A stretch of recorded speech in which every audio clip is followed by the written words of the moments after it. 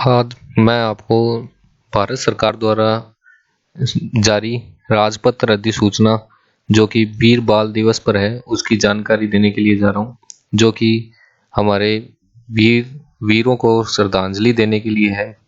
जो श्री गुरु गोविंद सिंह जी और उनके छोटे साहिबजादे जोरावर सिंह जी और बाबा फतेह सिंह जी की शहादत के लिए हर साल 26 दिसंबर को वीर बाल दिवस बनाया जाएगा।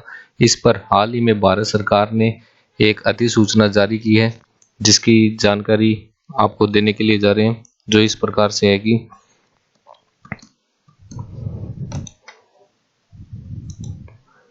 वीर बाल दिवस 26 दिसंबर 2022 को बनाना आयोजित किया जाएगा। ये हमारे आज से 400 से 500 वर्ष पूर्व 22 दिसंबर 1704 को गुरु गोविंद सिंह साहिब के बड़े साहिबजादे अजीत सिंह और फिर जुझार सिंह के शहीद हुए और 27 दिसंबर 1704 में गुरु गोविंद सिंह जी और दो साहिबजादे जोरावर सिंह और फतेह सिंह को इस्लाम धर्म कबूल न करने पर सरिंद के नवाब ने दीवार में जिंदा जिना दिया। उन वीर सपूतों के लिए ये वीर बाल दिवस के रूप में बनाना आयोजित हुआ है, जो इस प्रकार से जानकारी ये आप देख सकते हैं। बाबा जोरावर सिंह जी और बाबा फतेह सिंह जी का है, जिन्हें धर्म न कबूलने पर इस्लाम धर्म न कबूलने पर दीवार में चिनवा दिया गया था। और ये छोटे साहिबजादे का जन्म स्थान गुरुद्वारा गुरु के महल आनंदपुर साहिब में, ये आप इसकी छवि देख सकते हैं, जो इस प्रकार से है। ये पिता श्री गुरु गोविंद सिंह जी और माता गुजरी जी की इमेज है, जो भारत सरकार द्वारा आयोजित अधिसूचना जारी में प्रस्तुत की गई है। और इनके साहिबजादे की ये संगीत, अस्त्र विद्या, इनसे संबंधित जानकारी भी इस अधिसूचना में दी गई है, जो इस प्रकार से है। और ये जो चमकौर का युद्ध हुआ था, आनंदपुर साहिब पर हमला मुगलों द्वारा जो किया गया था, उसकी ये दृश्य दिखाए गए हैं कुछ, जो हिस्टोरिकल है। और ये किले आनंदपुर साहिब किले को छोड़ने का दृश्य है गुरु गोविंद सिंह जी का और उनका, जिसके अंदर सिखों ने बड़ी बहादुरी के साथ मुगलों का सामना किया था। और इनमें ये उफनती सरस्वती नदी के तट पर ये मुगलों का युद्ध हुआ, जिस पर सिखों ने बड़ी बहादुरी के साथ मुगलों का सामना किया और इनको अच्छी धूल चटाई, जिसमें सिखों की संख्या मात्र 40 थी, जबकि मुगलों की संख्या 10 लाख के करीब थी। फिर भी मुगलों को सिखों ने अच्छी इसमें उलटवार किया था।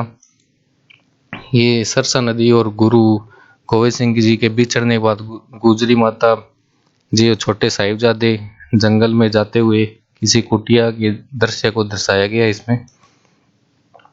ये माता गुजरी और उनके जो पोते हैं साहिबजादे, उनके दृश्य को दर्शाया गया इसमें। साहिबजादे की जो पहली रात थी कुम्मा मास की जी कुटिया में बीती, जिसके बाद इनको क्या है, एक गुरु गोविंद सिंह जी के रसोइये थे, गंगू रसोइया, इन्होंने चालाकी से इनको क्या किया, ये छोटे साहिबजादे और माता गुजरी को अपने गांव ले जाता है बेला फुसलाकर।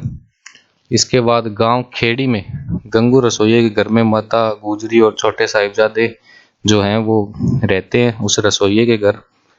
लेकिन रसोइया लालची प्रवृत्ति का था, उसने रात को सोते समय मोहरे चुराई, माता गुजरी के पास जो सोने की मुद्राएं थी उन्हें चोरी किया और उसके बाद उसी मोरिंडा की कोतवाल को माता जी को छोटे साहिबजादे की खबर दे दी। ये जो कोतवाल थे, ये जैसे कि औरंगजेब के द्वारा लगाए गए एक प्रकार के जमींदार के रूप में आप मान सकते हैं कोतवालों को, जो कि वहां से टैक्स इकट्ठा किया करते थे। ये कोतवाल को जाकर उनकी सूचना दे देता है और ये कोतवाल उन मोरिंडा की जेल में छोटे साहिबजादों और माता गुजरी को कैद कर लेते हैं। उसका दृश्य इसमें दिखाया गया। इसके बाद में माता जी और छोटे साहिबजादों को बैलगाड़ी में बिठाकर सरिंद ले जाया जाता है। सरिंद में सरविंद होता हुआ कोतवाल से ले जाया जाता है, जहां पर सूबा सरिंद जालिम वजीर खान ने, ये जालिम वजीर खान था जिसने माता गुजरी और छोटे साहिबजादों को डंडे बुर्ज में कैद किया। ये वहां का दृश्य है, जहाँ पर ये वीर बैठे हैं। फिर उनको क्या है, ये आप दृश्य देख सकते हैं इस पिक्चर में। आप जो नज़र डालेंगे तो अपने पैर आगे करके बिना झुके अदालत में बेखौफ प्रवेश किया छोटे साहिबजादों ने। जैसे नॉर्मली अपने गेट में प्रवेश करते हैं तो पहले सर आगे करते हैं, सर की नीचे करके अंदर जाते हैं, लेकिन इन्होंने बिना बेखौफ पहले पैर आगे करके अंदर प्रवेश किया और जो बोले सो निहाल के नारे लगाए, वाहेगुरु जी की फतेह के नारे लगाए और सरिंद में अदालत में पेश हुए। इसके बाद इन्हें वहाँ पे कचहरी में बेखौफ खड़े साहिबजादे आप इनमें दृश्य देख सकते हैं।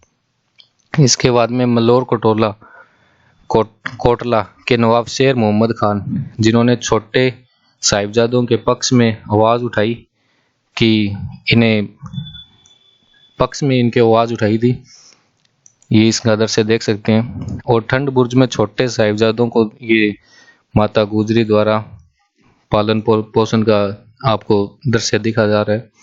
और ये छोटे साहिबजादों को दीवार में जिंदा चिनवाने का फतवा जारी होता है। जो एक काजी जो होते थे उन्होंने ये फतवा जारी किया। इसके बाद में फतवा जारी होने के बाद में भी वो एक दूसरे को देख के मुस्कुराते हैं। इससे ही वीरता का आप ये दृश्य देख सकते हैं। इसके बाद में छोटे साहिबजादों को माता गुजरी अपने हाथों से तैयार करके शहीद होने के लिए भेजती है। तो ये भी एक वीरता का संकेत है कि कितनी वीर उस टाइम माएँ हुआ करती थी। वैसे ही इनकी दादी जी है, तो देख सकते हैं हम। तो ये खूनी दीवार जिसे कहा जाता है, निडर खड़े होकर साहिब का पाठ करते हुए इन्हें चिनवाया गया। लेकिन दीवार के अंदर छोटे साहिबजादों को आखिरी गूंज का ये दृश्य है। इसके बाद में क्या है, फिर भी इनको शक हो जाता है कि इनको ये शक था कि अंदर ये जिंदा है या मतलब शहीद ही कहेंगे, शहीद हो गए। तो इनको वापस दीवार से बाहर तुड़वा कर दीवार ये देखने के लिए कि जिंदा है या अपने तो शहीद ही कहेंगे, लेकिन उस टाइम जो वर्ड यूज हुआ उसका तो मैं नहीं उपयोग करूँगा। तो इनके पावन शरीर को निकलवा लिया गया और बाद में इनके सर कलम करवा दिए गए। इसके बाद में माता गुजरी जी भी ठंडे बुर्ज एक जगह का नाम है, वहाँ पर शहादत हो जाती है उनकी भी। वो भी अपना शरीर त्याग देते हैं। फिर ये क्या, इसके बाद में क्या है, उनके अंतिम संस्कार के लिए ये जगह नहीं दे रहे थे नवाब जो थे वहाँ के, जो ये औरंगजेब के जो थे वो जगह नहीं दे रहे थे। तो उसने एक शर्त रखी कि जगह लेनी है तो सोने की असरफियां बिछानी पड़ेगी जमीन पर, मोहरे जिन्हें कहते थे वो बिछानी पड़ेगी। तो दीवान टोडरमल जी थे जिन्होंने साहिबजादों के अंतिम संस्कार की जमीन खरीदी और सोने की असरफियां जिन्हें मोहरे कहा जाता है वो जमीन पर बिछाई। जितनी जमीन पर बिछेगी उतनी पर अंतिम संस्कार होगा, ऐसा उन्होंने उनसे शर्त रखी। तो ये आप दृश्य देख सकते हैं इनमें, इनका साथ का। तो इसके बाद में क्या है, ये दीवान टोडरमल जी के भी क्या जो थे दूध पिलाने की सेवा करने वाले भाई मोतीराम जी परिवार जो था, जो उनकी सेवा करता था ठंड बुर्ज में, उनको भी एक कोल्लू के अंदर आप ये देख सकते हैं किस प्रकार के जालिम थे। कोल्लू के अंदर पिसवा दिया गया, ये आप दृश्य देख सकते हैं। इसके अंदर प्रताड़ित किया गया इनको। इसके बाद में मानसिक सेनापति बाबा बंदा सिंह जी बहादुर और अत्याचारी मुगल नवाब सुरेंद्र पर अत्याचारी शासन का अंत किया। इनके बीच में युद्ध के परेशान इनका अंत किया गया। ये कुछ किलों का दृश्य आपको दिखा गया। ये गुरुद्वारा किला अनगढ़ साहिब है। दिसंबर 1704, जैसा कि मैंने शुरुआत में ही बताया आपको, गुरु गोविंद सिंह ने अपने परिवार सहित इस किले को छोड़ दिया था। ये गुरुद्वारा परिवार बिछोड़ा साहिब इस पवित्र स्थान पर है कि श्री गुरु गोविंद सिंह का परिवार बिछुड़ गया था। ये देख सकते हैं आप।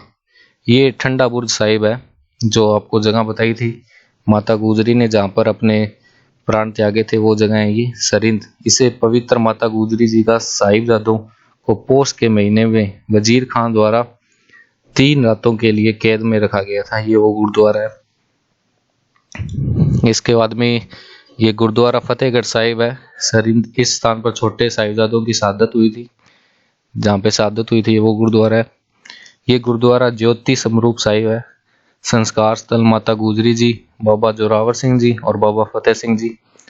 तो ये जो इतने महत्वपूर्ण जानकारी जो इस अधिसूचना के माध्यम से आपको प्राप्त हुई है, ये जानकारी आप ज़्यादा से ज़्यादा बच्चों में भी शेयर करें, ताकि उन्हें भी ऐसे वीर सपूतों के बारे में, हमारे देश के वीर महान जो लोग थे उनके बारे में पता लगे। ऐसी प्रस्तुतियाँ आजकल बहुत कम देखने को मिलती है। तो इस प्रकार की भावनाएं अगर बच्चों में पैदा करनी है अपने देश अपने धर्म के प्रति, तो ऐसी बातें उन्हें बताना जरूरी हो जाता है, क्योंकि आजकल ये बातें कहीं देखने को नहीं मिलती है। एजुकेशन सिस्टम के अंदर भी ऐसी बातों को आप नहीं देख पाएंगे। तो ये भारत सरकार का भी मैं धन्यवाद कहूँगा कि उन्होंने ये अधिसूचना जारी की, जिसे हम आपके सामने प्रस्तुत कर पाए। धन्यवाद।